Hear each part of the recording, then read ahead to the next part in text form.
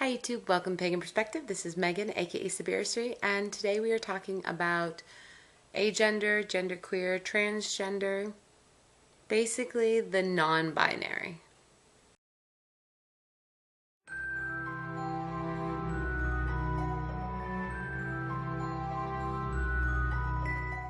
Hi YouTube, welcome to Pagan Perspective. This is Megan, aka Sabirasri, and we're kind of talking about something that is pretty close to my heart. I am part of the LGBT community. So the question this week comes from Allie. Allie doesn't self-identify or say what pronouns Allie prefers, and so we'll just use the they right now, and we'll use Allie's name, because that's what we have. I hope I'm pronouncing it right too, but I like the name personally. I think it's a great name. So basically, Allie, if I'm speaking directly to you, you asked if you have a place in the pagan community. You talk about sort of your ancestry and a lot of belief in the fae and leprechauns and things like that. And that's a huge world. In fact, fae worship is a sect of paganism all in and of itself. And I really suggest that you look into it, because there are a lot of groups that deal with the fae, and it could be a wonderful exploration for you in your journey. And I think that really what I want to say to you is something that I hope is the message that I give in all of my videos when it comes to people asking, is there a place for me? And do I fit in? Or can I be this? Or can I be that? And my answer is always, of course. Of course. Now, does that mean that everyone will be accepting? No, it doesn't. There are going to be some people who aren't accepting, who aren't ready for that yet. And that's sad to me. However, everyone has to kind of come to truth and understanding and love and acceptance in their own time. And some people that takes longer than others, depending on their situation, depending on what's going on for them. So I'm not saying that you're going to be accepted with open arms by everybody, but in general, the pagan, neo-pagan, earth-based spirituality community is generally more open and tolerant and accepting and loving than other communities.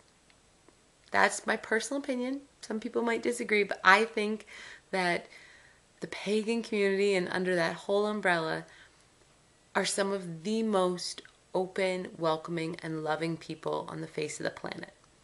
That's just my personal opinion. So I know that I certainly would accept you with open arms, and I know so many people who would. I do recommend, I'm not sure where you're located, but if you ever are interested, the Temple of Witchcraft in New England is amazing, and it is super LGBT friendly, super open, super accepting, super loving of anyone. It doesn't matter what gender, non-gender, sexuality, asexuality, demisexual, no matter what it is, what label you want to pick, what label you don't want to pick, if you don't want to be bound in by labels. You know, whatever it is that you are and that makes you happy is welcomed. And that's really important. And I love that. And that's how I operate. So I just want to say to you that there is a place for you. And it doesn't mean that, you know, every single person that you come into contact is going to be as open and as accepting. And that's unfortunate, and I'm sorry if you ever have to go through that, and if you ever have gone through that. And I know that on the pagan perspective, you know, there's a place for you here, and comment and interact with us on Facebook and on our videos, and join that community as well. And look into some of your local pagan events and things and try and branch out and find community. The Fae world is immense, and trust me, the Fae are not fickle about that sort of thing. Actually, you know what's funny? There is a show called Lost Girl. I don't know if you've ever seen it. One of the things I love so much about this show, it's a Canadian show, is it's all around sort of Fae element, anything sort of supernatural. But what I love about it is one of the actors or actresses on it, I'm not sure who it was, but somebody was quoted at one point as saying about the fact that most of the characters on the show, really, you don't know their sexuality.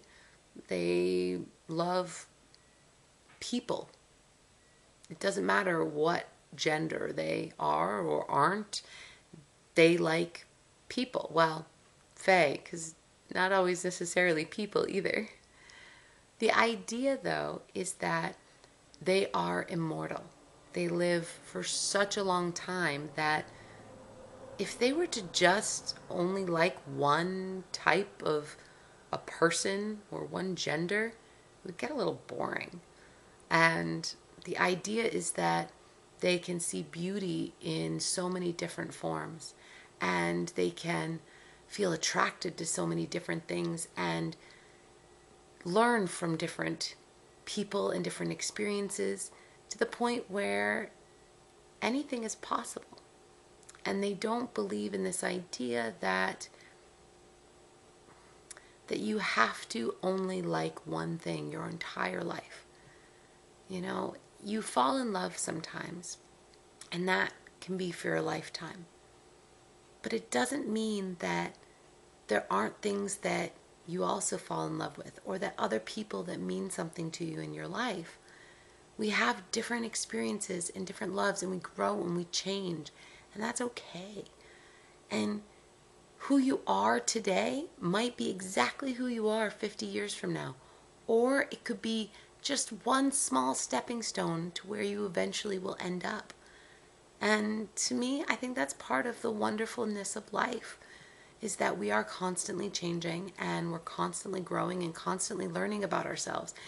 And I applaud you for taking the first step in truly looking at yourself and saying, who am I? Where do I fit in? Who do I want to be? And I think that that's so amazing that a lot of people don't do. And I'm really encouraged when I see young people now. I work with kids, and so many of them are questioning and saying, do I fit in with this? Do I even want to be labeled this? Was this fair? I was assigned a gender at birth, and am I really that? Is that who I am inside? Or do maybe I want to just not have that label right now and just live my life and see who I become? And I just think that that's really amazing. So I applaud you, and absolutely, there's a place for you.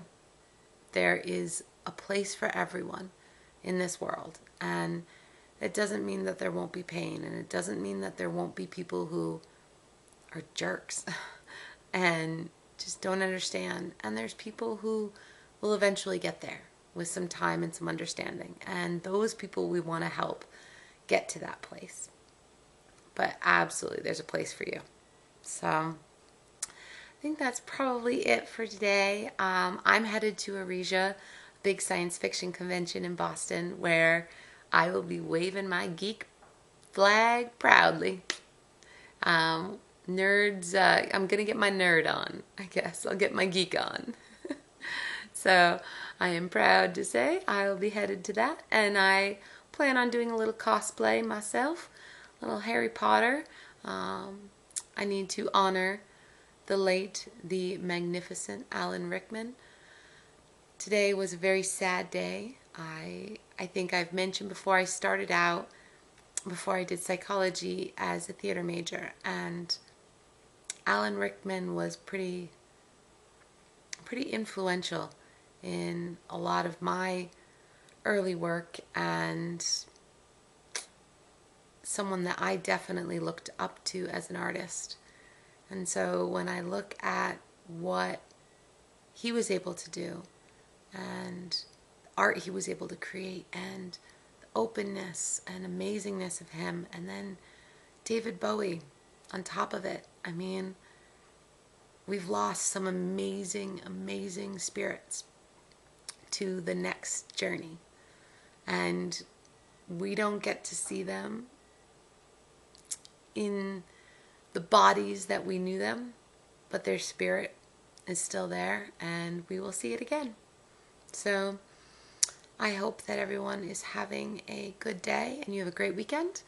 And to Allie, join our community. We'll be here until you find your own. So as always, guys, have a wonderful rest of your week, and blessed be.